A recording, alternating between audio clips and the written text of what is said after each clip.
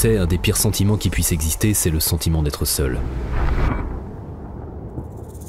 C'est pour ça que l'isolement est l'une des punitions les plus cruelles dans toute l'histoire de l'humanité.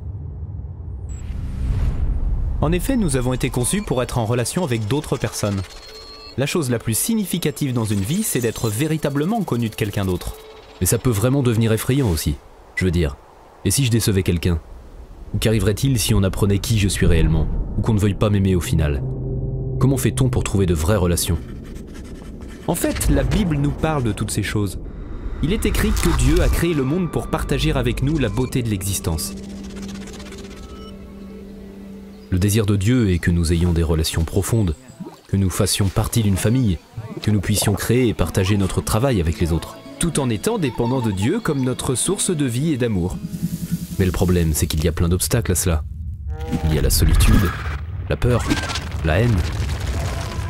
La Bible avance qu'il s'agit du résultat d'une déconnexion avec Dieu.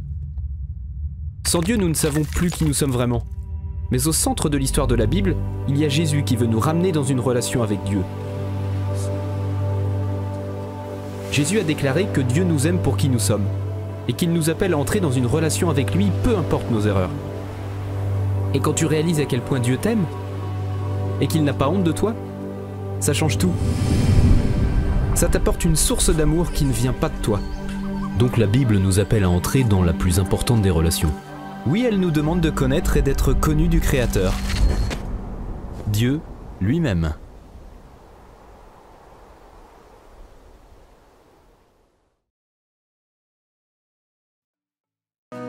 Bonjour Église, on est super content de vous retrouver ce matin. Alors on va commencer ce dimanche par chanter l'amour extravagant de Dieu envers nous. Et je vous propose de lui rendre à notre façon. Alors aujourd'hui prenez un temps pour montrer votre amour à vos proches, à ceux que vous aimez de façon extravagante. Mais on va commencer par montrer notre amour à Jésus avec les moyens qu'on a, donc le chat, la prière et la louange. Montrons notre amour à Jésus ce matin. Vous êtes d'accord? Allez, c'est parti.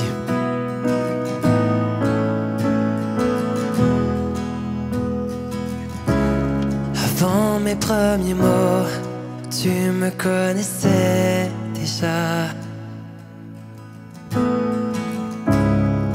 Oui, tu es si bon envers moi. Avant mon premier souffle, tu mis ta vie en moi. Oui, tu es si tendre envers moi. Oh, l'amour renversant, extravagant, infini de Dieu. Sans faiblir, il me cherche, il me poursuit, me ramène à lui. Je suis indigne et sans mérite, mais pour moi tu t'es livré. Oh, l'amour renversant, extravagant, infini de Dieu. Oh,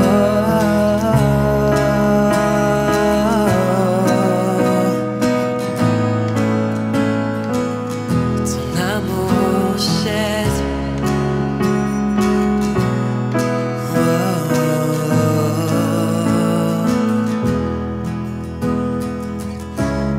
Je te rejetais sans relâche, tu m'aimais. Oui, tu es si bon envers moi. Et je me sentais vain, et tu m'as offert la croix. Oui, tu es si tendre vers moi. Oh, oh, l'amour renversant, extravagant, infini de Dieu. Sans faiblir, il me cherche, il me poursuit, me ramène à lui. Et je suis indigne et sans mérite, mais pour moi tu t'es livré. Oh,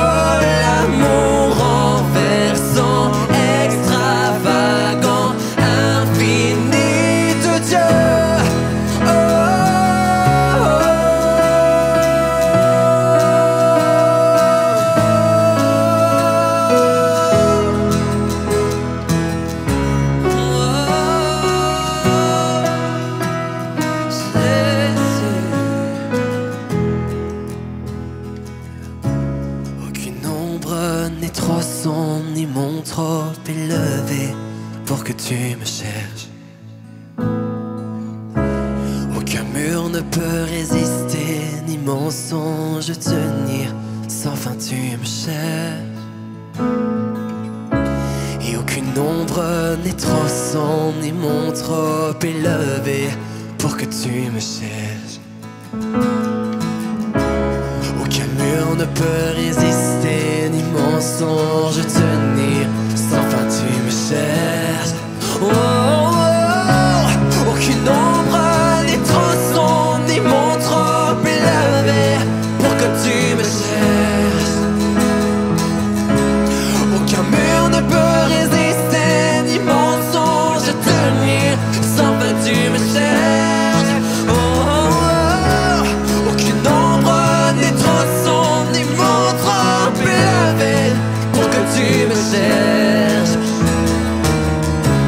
Aucun mur ne peut résister, ni mensonge tenir. Sans fin tu me cherches. Oh, l'amour renversant, extravagant, infini de Dieu. Sans faiblir, il me cherche, il me poursuit, me ramène à lui. Et je suis indigne et sans mérite, mais pour moi tu t'es livré. Oh, l'amour renversant, extravagant, infini de Dieu.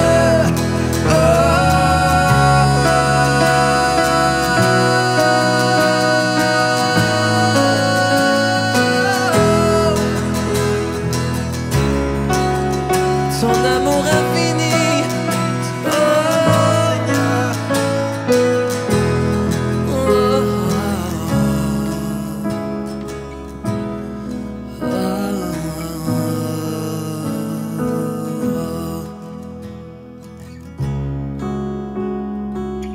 Son amour infini.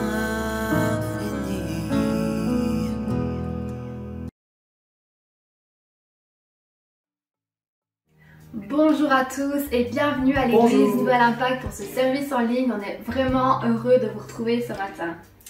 En tout cas, rejoignez-nous à 10h30 dans le chat. C'est toujours le moment pour pouvoir se saluer et discuter ensemble. Alors moi j'ai vraiment aimé le chant qu'on vient de chanter, je trouvais qu'il était vraiment incroyable. Des paroles vraiment tellement fortes. J'en retiens quelques-unes en particulier, comme par exemple que c'est Dieu qui nous a créés, qui a mis sa vie en nous. Oui, oui, Qu'avant mes premiers mots, il me connaissait déjà. ça c'est Que fantastique. quand on le rejette, ben lui il continue à nous aimer, il est bon, il est tendre, il nous aime d'un amour incroyable. Ça ne fait pas un petit peu penser à l'amour d'un parent envers son enfant, tout ça? Si, si, si. Et d'ailleurs, ce dimanche, c'est la fête des mères. Alors vraiment, on veut vous mettre à l'honneur ce dimanche. Vous êtes vraiment formidables, vous êtes des modèles vraiment pour nous. Donc, c'est vraiment une journée spéciale où on vous met à l'honneur. Alors justement, dans la Bible, il y a plusieurs textes qui comparent un petit peu, qui font référence à l'amour d'une maman. Et je vous propose qu'on en lise quelques-uns ensemble. Avant tout déjà dans Psaume 131, verset 2. Bien au contraire, je suis resté tranquille et calme, comme un enfant sevré, porté par sa maman. Oui, je me sens au fond de moi comme l'enfant sevré. 1 Thessaloniciens 2, verset 7 nous dit aussi. Alors, il y a tout un début du texte. Alors même qu'en tant qu'apôtres de Christ, nous aurions pu imposer notre autorité, au contraire, pendant que nous étions parmi vous, nous avons été pleins de tendresse, comme une mère qui prend soin des enfants qu'elle nourrit. Et ce dernier texte dans Ésaïe 66, verset 13. Comme un homme que sa mère console, je vous consolerai. Oui, dans Jérusalem, vous serez consolés. Alléluia. Amen. Je me dis, une maman si humaine, si imparfaite qu'elle peut être, si elle aime ses enfants d'un amour si fort, si incroyable, à plus forte raison à quel point Dieu il nous aime d'un amour incroyable. Vraiment. Waouh. Alors je vous propose de relire encore deux textes avec vous. Dans Ésaïe 49 au verset 15. Une femme oublie-t-elle l'enfant qu'elle nourrit? Cesse-t-elle d'aimer l'enfant qu'elle a conçu? Et même si les mères oubliaient leur enfant, je ne t'oublierai pas. Oh, quelle parole, vraiment quel texte. Dans Luc 11, versets 11 à 13 aussi. Il y a des pères parmi vous. Lequel d'entre vous donnera-t-il un serpent à son fils quand celui-ci lui demande un poisson? Ou encore, s'il demande un œuf, lui donnera-t-il un scorpion? Si donc tout mauvais que vous êtes, vous savez donner de bonnes choses à vos enfants, à combien plus forte raison le Père Céleste donnera-t-il l'Esprit Saint à ceux qui le lui demandent? Amen. Waouh, c'est deux textes que je trouve vraiment super forts et Dieu est bien meilleur mère, père que nous et nos parents. Il est plus affectueux, plus tendre, plus attentionné et bienveillant.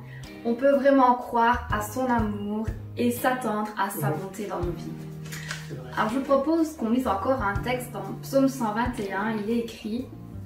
Donc au verset 3 et 4, « Il te gardera des faux pas, celui qui te protège ne sommeillera pas, non jamais il ne dort, jamais il ne sommeille, celui qui protège Israël. » Je trouve ça vraiment magnifique en tant que parent de pouvoir se dire que même si nous on ne sera pas toujours à côté de nos enfants, ne fût-ce que physiquement par exemple, ils ne seront jamais seuls. Dieu est toujours à leur côté, jamais il ne sommeille, jamais il ne dort. Et si cette parole est valable pour nos enfants, elle est valable pour chacun d'entre nous.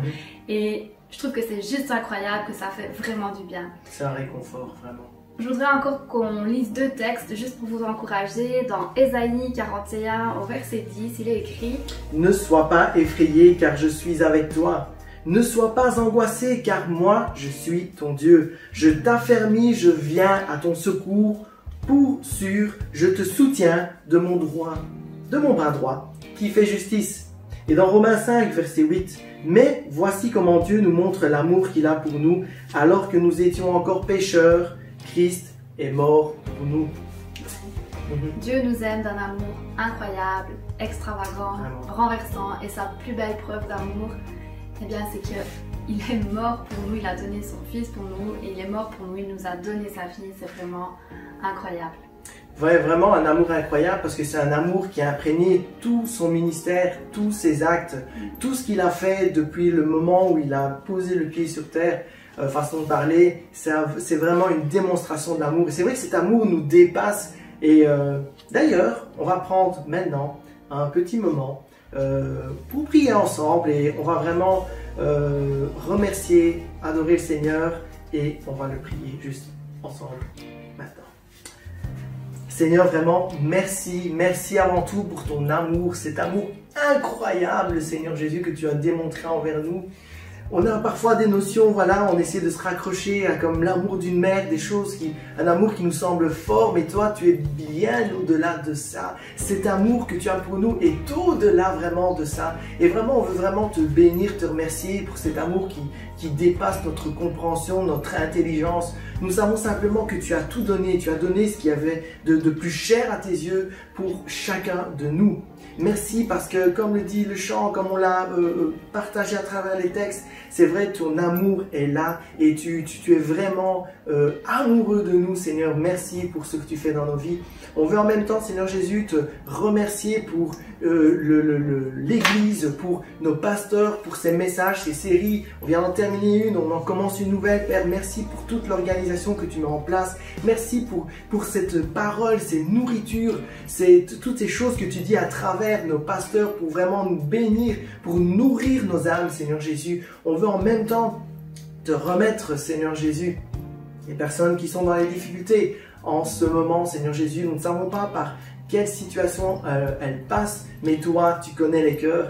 Il n'y a pas, Seigneur Jésus, un moment où nous sommes en dehors de ta main, Seigneur Jésus. Même les circonstances qui nous dépassent ne te dépassent pas parce que tu n'es pas surpris, tu n'es pas dépassé, Seigneur Jésus. Merci, Père, parce que nous sommes en sécurité dans ta main, comme nous l'avons encore lu, Seigneur Jésus, dans ce texte. Oh, que c'est merveilleux, que c'est beau, Seigneur Jésus. Bénis encore le pasteur, Seigneur Jésus, et le message de ce matin. Permets vraiment que nos cœurs soient ouverts à entendre ta parole. Nous voulons aller encore plus loin, plus te connaître et encore plus t'aimer, Seigneur Jésus. Amen. Amen. On va maintenant laisser la place au pasteur Alfonso qui va nous apporter le message. Ce matin, il débute une nouvelle série Parabole, alors surtout, n'oubliez pas de prendre de quoi écrire. On est vraiment impatients. En tout cas, n'oubliez pas de liker et vous pouvez le faire tout de suite Likez la vidéo ici en bas, ça permet vraiment de partager la parole d'une manière encore plus large. N'oubliez pas, bien sûr, de vous abonner à à la chaîne YouTube, ainsi que bien sûr sur les réseaux sociaux, à nous suivre également, à partager les liens, à partager les publications. Vraiment, il faut le faire. Partager les services en ligne aussi, ce serait dommage de ne pas en faire profiter les autres parce que je suis sûre qu'on va être vraiment bénis, ça c'est certain.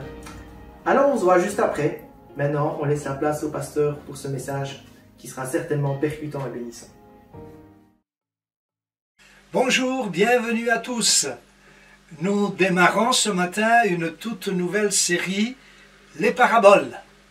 Une série basée sur les petites histoires que Jésus racontait à la foule et à ses disciples. Des histoires remplies de secrets, de clés, de principes spirituels qui, je suis sûr, oui, j'en suis sûr, vont nous bénir, nous nourrir, nous encourager, nous toucher et nous changer durant toute cette série de messages. Nous croyons que tout ce qui sort de la bouche de Jésus mérite toute notre attention. Et les paraboles qu'il a prononcées il y a 2000 ans sont tellement pertinentes aujourd'hui encore pour vous et pour moi. On trouve beaucoup de paraboles dans les évangiles et on va regarder à 4 magnifiques paraboles durant les prochains dimanches. Je vous encourage à ne manquer aucun dimanche et au même temps à vous préparer à prendre des notes. On va être bénis par ces messages, j'en suis certain. Alors pour introduire cette série, on va commencer à répondre à la question suivante. C'est quoi une parabole? Que veut dire le mot parabole? Eh bien, une parabole est simplement une histoire imagée, derrière laquelle se cache un enseignement profond. Jésus aimait bien utiliser les choses simples pour expliquer des choses extrêmement profondes. Et les paraboles qui se trouvent dans les évangiles étaient des histoires simples de la vie courante destinées à illuminer de profondes leçons spirituelles. Les enseignements de Jésus regorgeaient de ces histoires quotidiennes. Certaines paraboles n'étaient que des brèves remarques à propos d'incidents, d'objets ou d'individus familiers. D'ailleurs, le plus bref récit de Jésus ne remplit même pas un verset complet, et dans Matthieu 13, nous pouvons lire « Le royaume des cieux est semblable à du levain qu'une femme a pris et mis dans 3 mesures de farine, jusqu'à ce que toute la pâte soit levée. » Dans le texte original grec, cette parabole ne compte que 19 mots, mais elle contient une profonde leçon sur les mystères du royaume de Dieu. La parabole est donc une simple histoire imagée derrière laquelle se cachent des vérités spirituelles profondes. Cependant, j'aimerais donner un avertissement en introduction de cette série. Beaucoup disent que Jésus a parlé en parabole pour une seule raison, rendre son enseignement aussi simple, accessible et agréable que possible. Cette interprétation est erronée. Un jour, les disciples ont demandé à Jésus pourquoi il utilisait des paraboles pour parler au peuple, et regardez sa réponse. Matthieu 13, verset 10. Les disciples s'approchèrent et lui dirent « Pourquoi leur parles-tu en parabole ?» Jésus leur répondit « parce qu'il vous a été donné de connaître les mystères du royaume des cieux, et que cela ne leur a pas été donné. Car on donnera à celui qui a, et il sera dans l'abondance, mais à celui qui n'a pas, on ôtera même ce qu'il a. C'est pourquoi je leur parle en parabole, parce qu'en voyant, ils ne voient point, et qu'en entendant, ils n'entendent ni ne comprennent. Et pour eux s'accomplit cette prophétie d'Ésaïe le prophète, « Vous entendrez de vos oreilles, et vous ne comprendrez point. Vous regarderez de vos yeux, et vous ne verrez point, car le cœur de ce peuple est devenu insensible. Ils ont endurci leurs oreilles, et ils ont fermé leurs yeux, de peur qu'ils ne voient de leurs yeux, qu'ils n'entendent de leurs oreilles, qu'ils ne comprennent de leur cœur, qu'ils ne se convertissent, et que je ne les guérisse. » Il faut comprendre ceci, après cette lecture. Si les paraboles illustrent et clarifient la vérité pour ceux qui ont des oreilles pour entendre, elles ont un effet opposé pour ceux qui s'opposent à Christ et le rejettent. Autrement dit, les paraboles que Jésus nous fait connaître poursuivaient clairement deux buts. Le premier, elles cachaient la vérité aux personnes imbues de leur propre justice ou satisfaits d'elles-mêmes qui se considéraient comme bien trop érudites pour apprendre de lui. Et deuxièmement, les mêmes paraboles révélaient la vérité à celles qui avaient une foi d'enfant, qui avaient faim et soif de justice. Jésus remercia son Père pour les deux résultats des paraboles. Lisez avec moi dans Matthieu chapitre 11, verset 25, « Je te loue, Père, Seigneur du ciel et de la terre, dès ce que tu as caché ces choses aux sages et aux intelligents, et dès ce que tu les as révélées aux enfants. Oui, Père, je te loue, dès ce que tu l'as voulu ainsi. » Cette vérité demeure pour nous aujourd'hui. Prenons garde donc à notre façon d'écouter. Ce matin, nous démarrons cette série avec la parabole du vieil habit et des vieilles outres. Lisons ensemble dans Matthieu chapitre 9, verset 14. « Personne ne met une pièce de drap neuf à un vieil habit, car elle emporterait une partie de l'habit, et la déchirure serait pire. On ne met pas non plus du vin nouveau dans de vieilles outres. Autrement, les outres se rompent, le vin se répand, et les outres sont perdues. Mais on met le vin nouveau dans des outres neuves, et le vin et les outres se conservent. » Cette parabole de Jésus, composée de deux très courtes images, est très intéressante. Voilà l'image, la première, un drap neuf sur un vieil habit. Deuxièmement, du vin nouveau dans de vieilles outres. Dans la pensée de Jésus, ce qui est vieux ne peut se concilier avec ce qui est nouveau. Ça ne fonctionne pas. Il y a déchirure, il y a brisement. Cette parabole pose à chacun de nous une question. Raccommodage ou transformation? Nous avons tous, sans distinction, essayé d'être différents, et avouons-le. Dans la plupart des cas, nous avons été insatisfaits du résultat. Permettez-moi de vous poser cette question. Quel genre de changement recherchez-vous? D'après Jésus, il y a des gens qui veulent changer leur vie en utilisant des procédés d'apparence légitime, mais inefficaces. Laissez-moi vous donner une illustration. Qui n'a jamais conservé pendant des années de vieux trucs? C'est curieux. comme nous avons parfois du mal à nous séparer de quelques vieilles assiettes, vêtements, vieux livres, vieilles chaussures ou d'autres choses familières auxquelles nous restons énormément attachés. Il en est de même pour nos vieilles habitudes.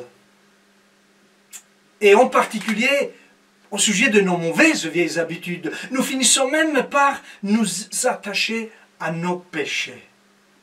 Nous voudrions bien suivre Jésus, mais bien sûr, sans changer notre manière d'agir et sans bousculer notre manière de penser. En réalité, nous cherchons souvent un changement en conciliant le vieux et le neuf.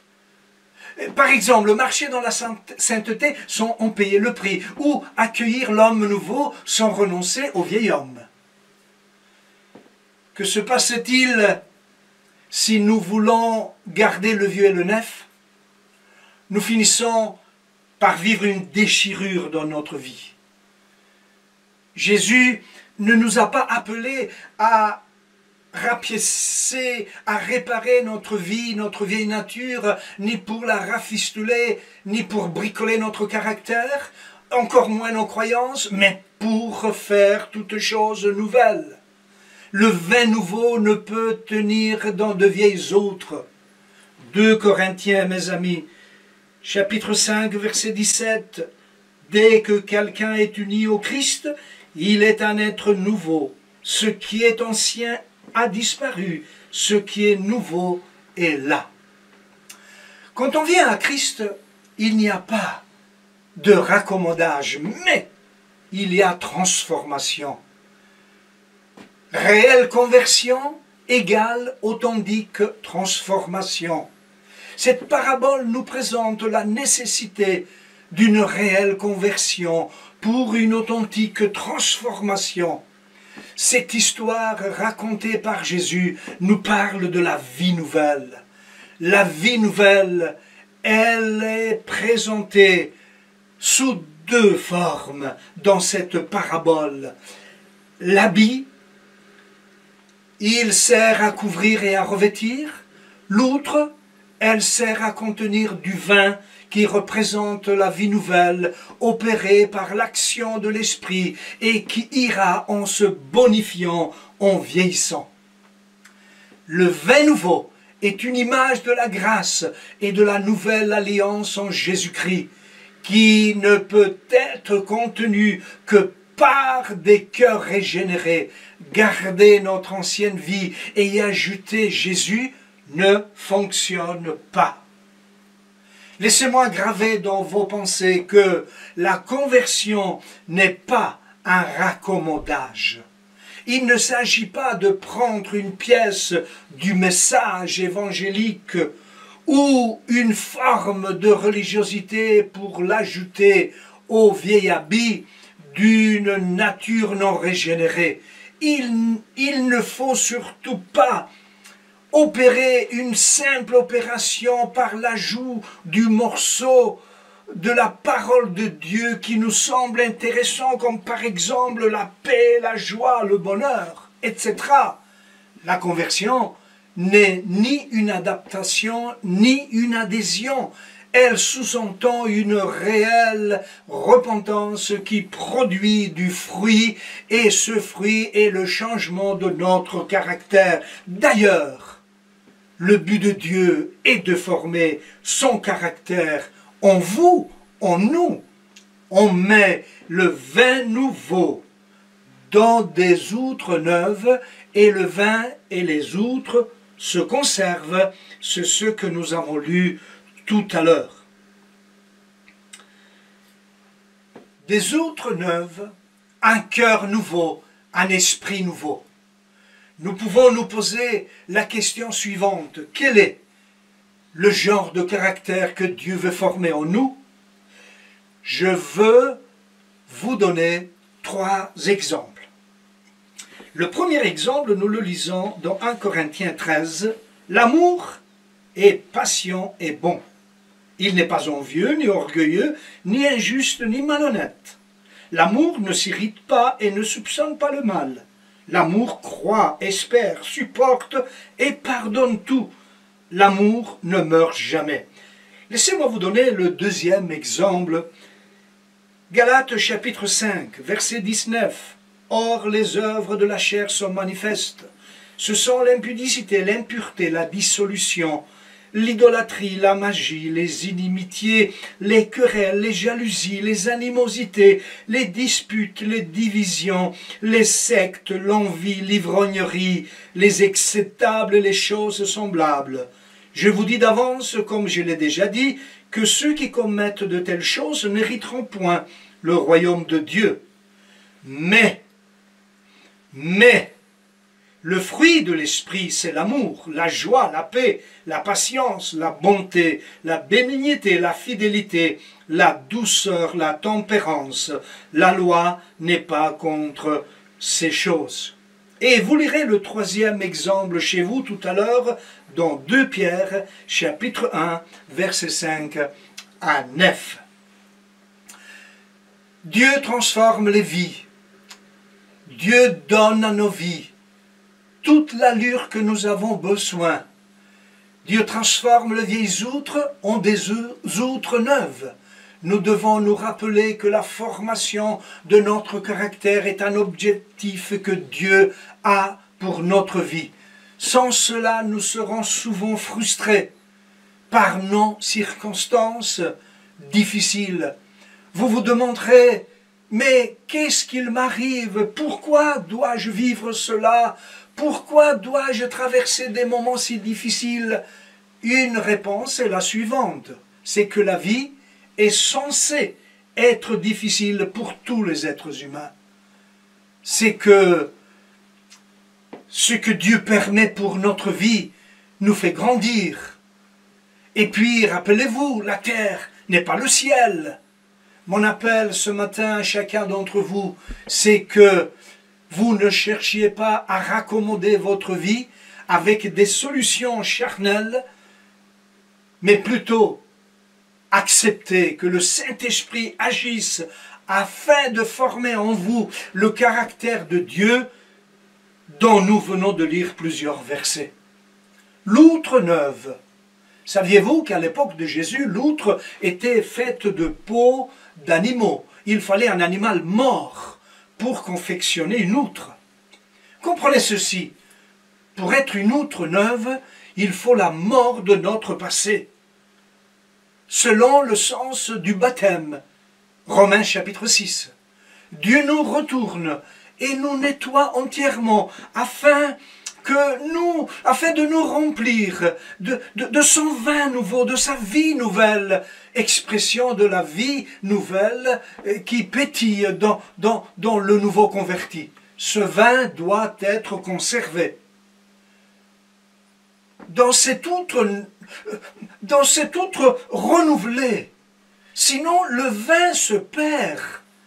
Ne pas satisfaire à cette exigence spirituelle équivaudrait à un gaspillage de la grâce de Dieu. La déchirure serait pire et le vin nouveau perdu. Quelques mots particuliers intéressants. On retrouve cette même pensée avec le drap neuf qui déchire l'habit ancien. Le mot déchirure est la traduction du mot ayant donné en français schisme, qui signifie aussi division. C'est ce qui arrive quand on veut concilier et assortir les inconciliables, le neuf et le vieux, la vérité et l'erreur, le désir de l'esprit et le désir de la chair. Cette pensée est partout dans les Écritures saintes. Il y a cette image magnifique dans l'Ancien Testament, celle du sacrificateur Josué. Lisez avec moi dans Zacharie chapitre 3. Il me fit voir Josué, le souverain sacrificateur, debout devant l'ange de l'Éternel, et Satan qui se tenait à sa droite pour l'accuser.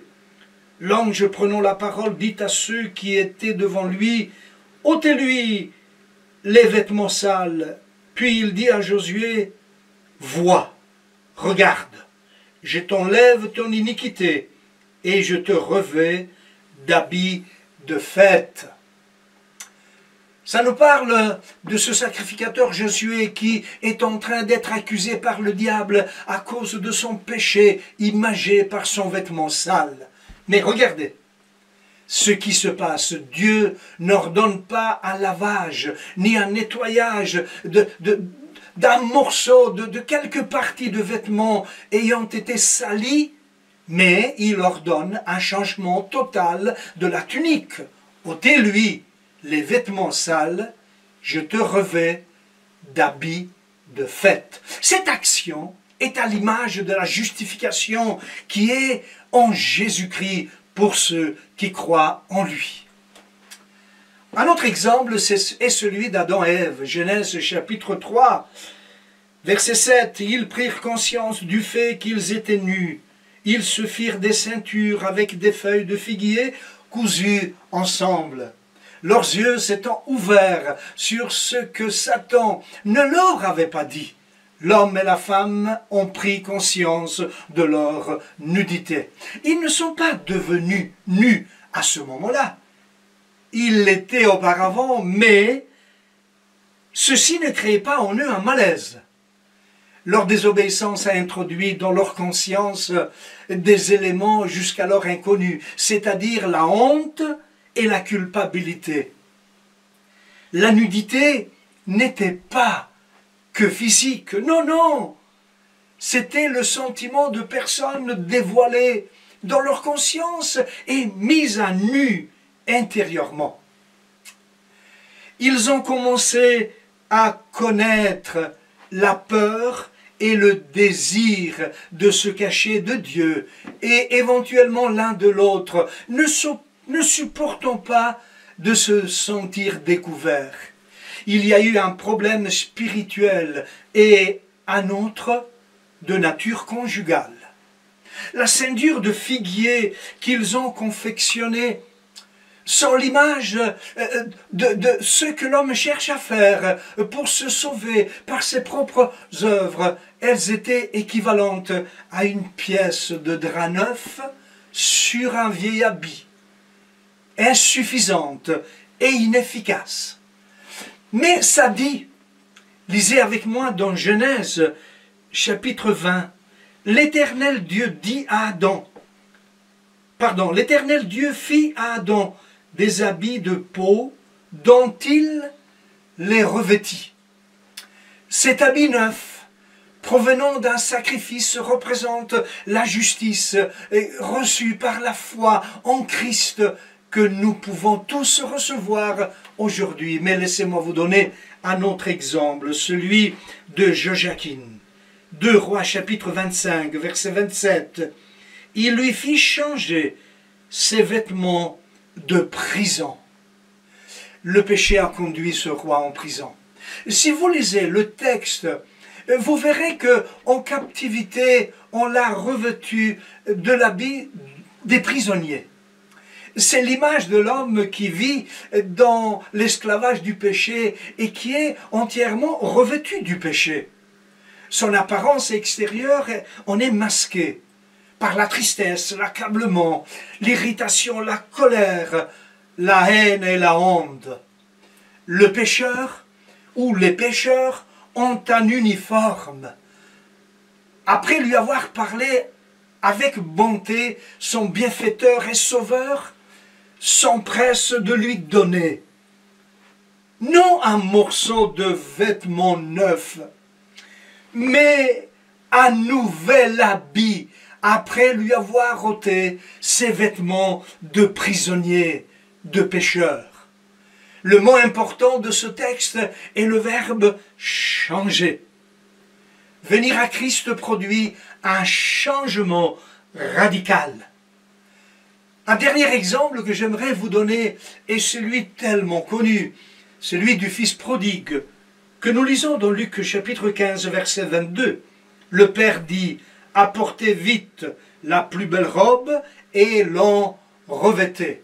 Le Père attendait le retour de son fils, parti volontairement, contrairement au berger qui va chercher sa brebis perdue. car elle, la brebis, n'a pas conscience de sa perdition. Le père ne fait pas de démarche semblable. Il attend impatiemment le retour de son fils.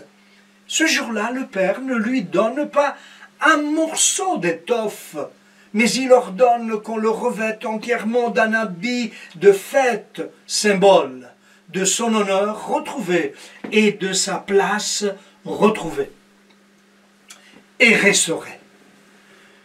J'aimerais conclure cette méditation en lisant avec vous dans 2 Corinthiens chapitre 5 à nouveau. Voici ce que la Bible nous dit: si quelqu'un est en Christ, il est une nouvelle créature. Il est vrai, il est vital. Laisser Dieu nous restaurer entièrement, c'est important. Notre Père n'a pas prévu un raccommodage pour ta vie et la mienne, ni une simple amélioration, mais il a prévu une transformation, un changement total de ton caractère et de ta vie. Il t'aime et il veut le meilleur pour toi. Ne te contente pas d'une pièce de drap neuf, il a un habit neuf pour toi, un cœur nouveau, un esprit nouveau pour toi. Si tu le veux, tu peux recevoir cette nouvelle vie aujourd'hui, pris dans ton cœur, en disant à Jésus: je ne veux plus mélanger mon ancienne vie avec ma nouvelle vie. Je ne veux plus mélanger la grâce et la loi, la chair et l'esprit. Je ne veux plus appliquer du nouveau sur du vieux. Il y a trop de déchirures dans ma vie. Faire de moi un vase neuf, un vin nouveau, un feu nouveau. Voilà ce que je veux aujourd'hui de la part de Dieu. Je veux naître de nouveau et recevoir tout ce que tu as en réserve pour moi. Ta mort à la croix m'a donné la vie. Alors, retourne-moi, Seigneur. Vide-moi de moi-même. Fais de moi une outre nouvelle, une personne nouvelle. Et remplis-moi de ta vie nouvelle par le Saint-Esprit. Au nom de Jésus, je t'ai prié. Amen. Chers amis du fond du cœur, que Dieu vous bénisse tous.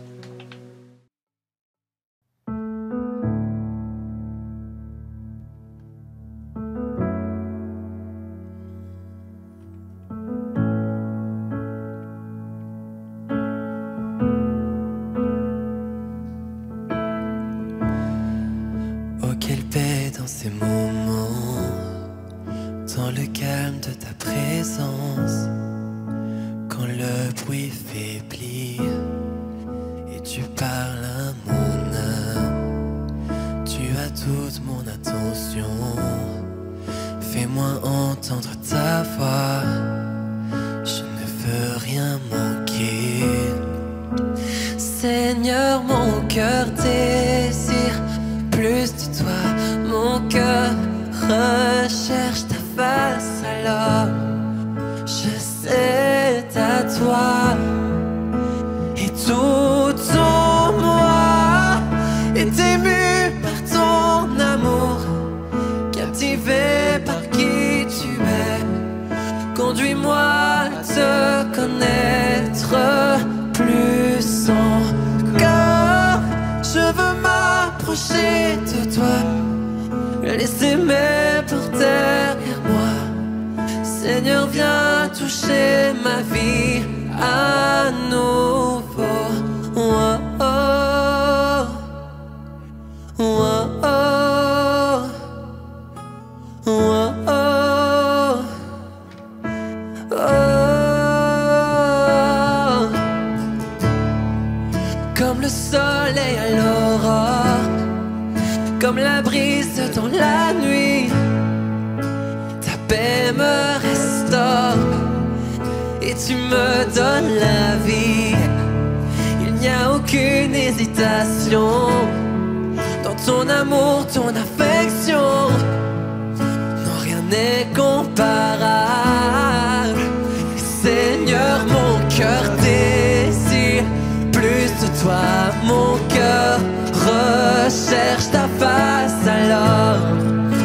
c'est à toi. Et tout en moi est ému par ton amour, captivé par qui tu es. Conduis-moi à te connaître plus encore. Je veux m'approcher de toi, laisser mes peurs derrière moi. Et Seigneur, viens toucher ma vie à nouveau. Oh, oh, oh, oh, oh,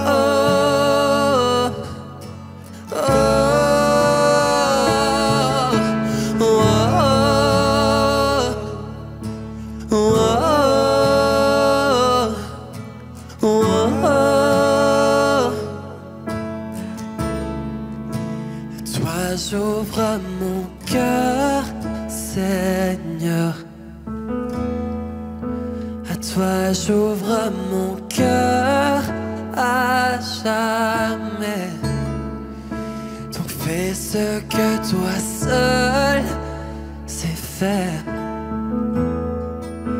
Jésus, viens régner dans ma vie. Toi j'ouvre mon cœur, Seigneur. Toi j'ouvre mon cœur à jamais. Donc fais ce que toi seul sais faire. Jésus, viens régner dans ma vie. À toi j'ouvre mon cœur, Seigneur. À toi j'ouvre mon cœur à jamais. Donc fais ce que toi seul sais faire. Oh, oh. Et Jésus, viens régner dans ma vie. Oh, oh, oh,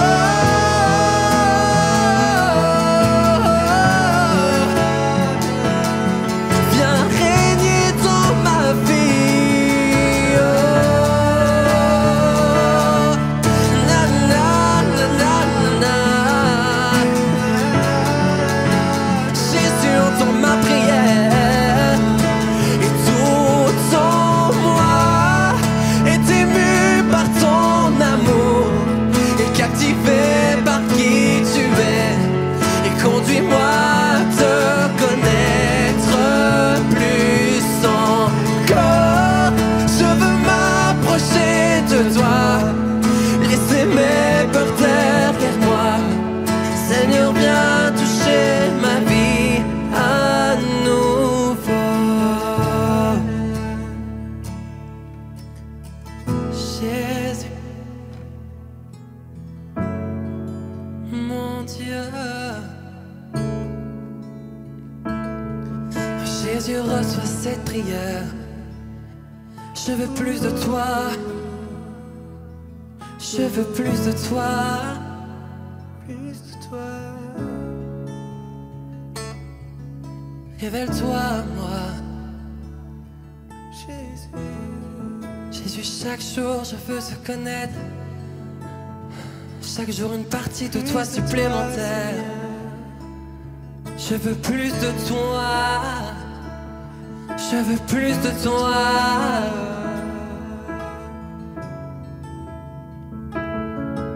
Oh, oh, oh, oh. Plus de toi, Jésus, et moins de moi, Seigneur.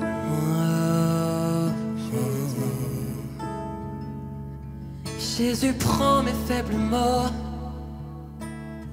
Aujourd'hui je me mets à tes pieds. J'abandonne toutes mes barrières. Seigneur, je veux tout lâcher ce matin. Alléluia. Prends tout, Seigneur. Je vais enlever mon armure et je veux que tu viennes me toucher. Seigneur, je veux plus de toi. Alléluia. Viens toucher mon cœur, je veux plus te connaître, je veux plus de toi. Viens toucher ma vie, Seigneur.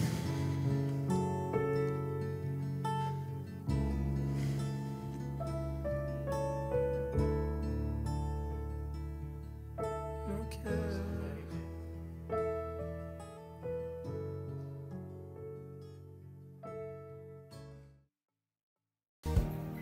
Merci beaucoup à tout le groupe de louanges, vous êtes vraiment super. Merci vraiment de nous bénir dimanche après dimanche avec la louange. Merci également Pasteur Alfonso pour votre message qui nous fait vraiment du bien. Et merci également à tous les intervenants. Nous allons passer maintenant au moment des dîmes et offrandes. Comme d'habitude, vous trouverez en bas de l'écran les informations nécessaires. Alors nous allons lire un petit texte justement par rapport à ce sujet.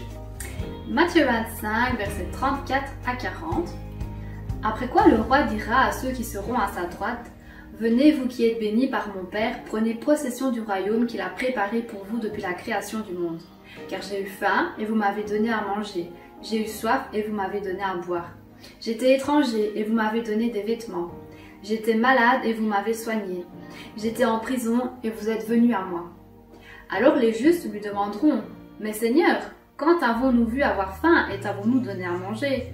Ou avoir soif et t'avons-nous donné à boire? Et quand avons-nous vu étranger et t'avons-nous accueilli? Ou nu et t'avons-nous vêtu?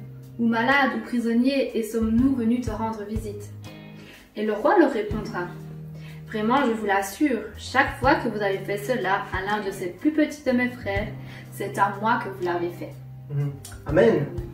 Amen. Et on voit vraiment dans ce texte que les choses que nous faisons envers notre prochain sont vraiment considérées par Dieu comme si c'était personnellement fait à son égard. Donc c'est vraiment important et on voit vraiment que la générosité, c'est vraiment quelque chose qui peut permettre aux chrétiens d'aider l'Église à remplir sa mission, de partager l'amour de Dieu, d'être là pour les autres, de bénir le prochain. Et vous savez, c'est vraiment à travers cette générosité qu'on peut justement venir rencontrer ces besoins qui peuvent être d'ordre divers. Vous savez, on a parlé des kilos d'amour et il y a encore d'autres choses qui sont faites par l'Église. Donc vraiment, nous voulons vous remercier pour votre fidélité et pour votre générosité.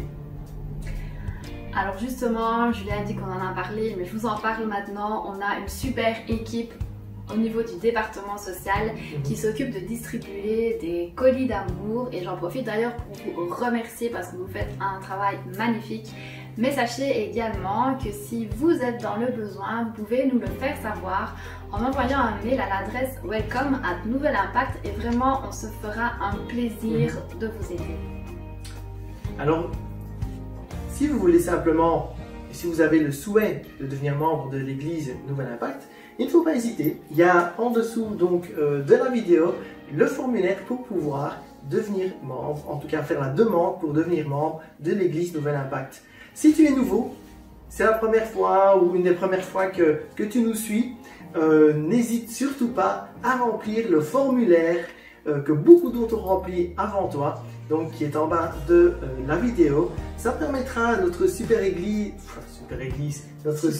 département de la Welcome Team de pouvoir prendre contact et de pouvoir échanger quelques mots parce qu'on a vraiment envie que vous vous sentiez à l'aise et bien et vous sentiez la bienvenue dans la famille Nouvel Impact. N'oubliez pas aussi de vous inscrire pour la réunion de prière en présentiel qui se fait avec Jean-Christophe. C'est tous les jeudis 18h30 à l'espace Saint-Hubert. Comme tous les dimanches, l'équipe Kids Impact a préparé quelque chose de vraiment encore incroyable pour les enfants. Alors, vous recevrez de toute façon sur le groupe WhatsApp ou sur le groupe Facebook Kids Impact la vidéo du jour. Alors, vraiment, merci pour leur travail, merci pour leur dévouement. C'est incroyable ce qu'ils font pour bénir les enfants. Une ligne d'écoute téléphonique Allo Pasteur est mise à votre disposition. Donc si vous avez besoin de parler, d'être écouté, de conseils, n'hésitez pas à appeler le numéro qui s'affiche à l'écran et vous aurez le privilège d'être en contact avec un de nos pasteurs. Merci en tout cas d'avoir été présent. Nous, ça nous fait vraiment tellement plaisir d'avoir ces moments. Ce dimanche, c'est vraiment un jour attendu où on va pouvoir vraiment, où on peut vraiment louer ensemble, entendre ce que le Seigneur a à dire à nos cœurs, vraiment pouvoir discuter aussi un peu les uns avec les autres. Alors merci d'être là chaque dimanche et on vous donne rendez-vous dimanche prochain. On vous dit à dimanche prochain, passez une très bonne semaine et on fait des gros bisous. À la prochaine.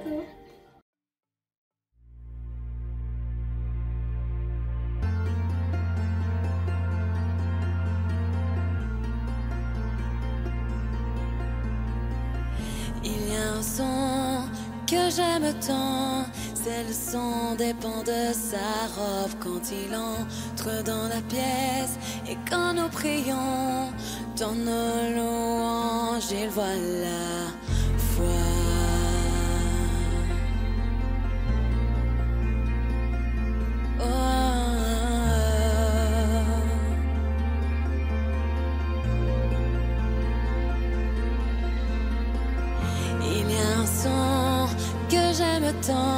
C'est le son des pans de sa robe quand il entre dans la pièce et quand nous prions dans nos cœurs, il voit notre voix.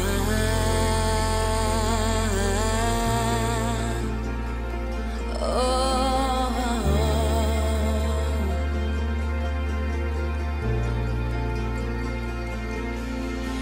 éveille-toi, mon âme, et chante ses louanges, chante ses louanges. Oh, éveille-toi, mon âme, et chante ses louanges, chante ses louanges.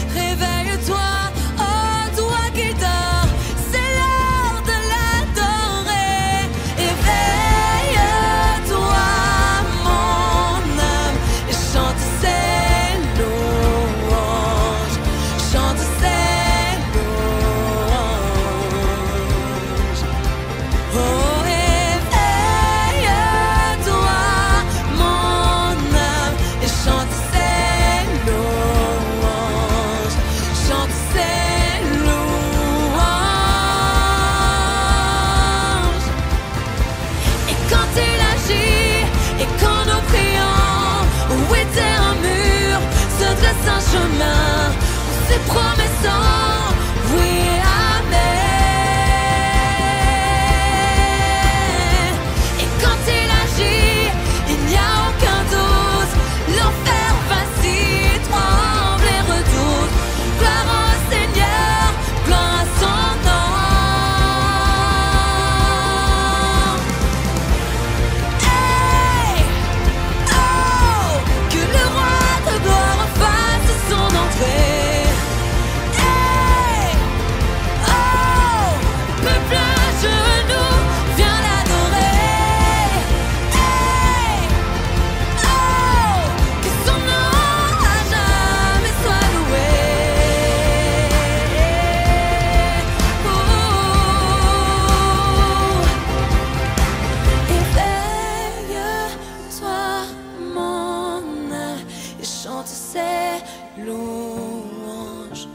Chante ses louanges. Oh, éveille-toi, mon âme, et chante ses louanges. Chante ses louanges.